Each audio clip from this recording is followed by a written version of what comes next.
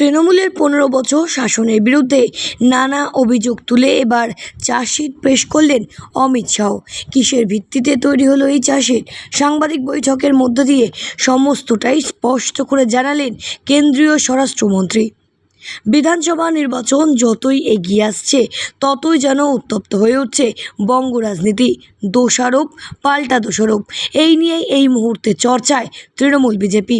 এবার বিগত 15 বছর শাসন ক্ষমতায় থাকাকালীন তৃণমূলের বিরুদ্ধে চার্জশিট পেশ করলেন কেন্দ্রীয় স্বরাষ্ট্রমন্ত্রী।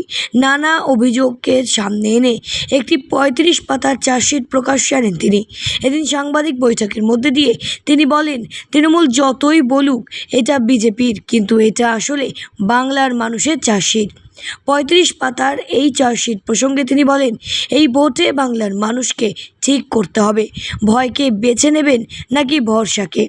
আর এই যে চার্জশিট, এটা তৃণমূলের দুর্নীতির চার্জশিট। তৃণমূলের পঞ্চ বিপর্যয় নিয়েও মন্তব্য করেন তিনি বলেন, এখানে ঘুষখোরদের সুরক্ষা দেওয়া হয়। দেশের নিরাপত্তা প্রসঙ্গেও বাংলার সমালোচনা করেন তিনি বলেন, অসমে অনুপ্রবেশ আটকে দেওয়া হয়েছে, কিন্তু বর্তমানে অনুপ্রবেশের একমাত্র পথ পশ্চিমবঙ্গ। তাই বাংলার নির্বাচন গোটা দেশের নিরাপত্তার সাথে যুক্ত। বিজেপির ক্ষমতায় এলে সেই সমস্যা মাত্র 45 দিনের মধ্যেই সমাধান করে দেবে। নারী নিরাপত্তা মজবুত করা, যুবকের চাকরি, পাশাপাশি বাংলার উন্নয়নের জন্য ভোট দরকার।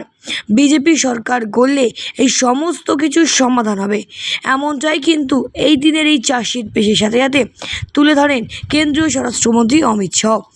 বিভিন্ন বিষয় নিয়ে প্রকাশ্যে তথ্য সহ এদিন সাংবাদিক বৈঠকের মধ্যে দিয়ে তুলে ধরেন তিনি। বিজেপির রাজ্য সভাপতি শ্রমিক ভট্টাচার্যকেও সাথে নিয়ে তৃণমূলের বিরুদ্ধে একের পর এক বিষয়ে দুর্নীতির অভিযোগ তুলে চার্জশিট পেশ করেন কেন্দ্রীয় স্বরাষ্ট্রমন্ত্রী অমিত শাহ।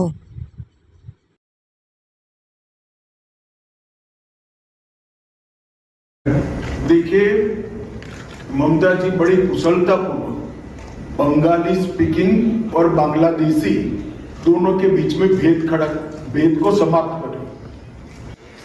बांग्लादेश से घुसपैठ करने वाले लोग भी बंगाली बोलते हैं। मैं बंगाल की जनता को बताना चाहता हूं, कोई भी बंगाल के मूल निवासी को कोई तकलीफ नहीं पड़नी है, किसी को चिंता करने की जरूरत नहीं है। मगर इसका मतलब ये नहीं है कि बांग्लादेशी घुसपैठियों को यहाँ पनाहगाह बनाया जाए। एक प्रकार से पूर्ण बहुमत की सरकार बंगाल के विकास की गारंटी। मित्रों, ममता दीदी ने हमेशा विक्टिम कार्ड का पॉलिटिक्स खेला है। ब्यूरो रिपोर्ट, सठिक बार्ता।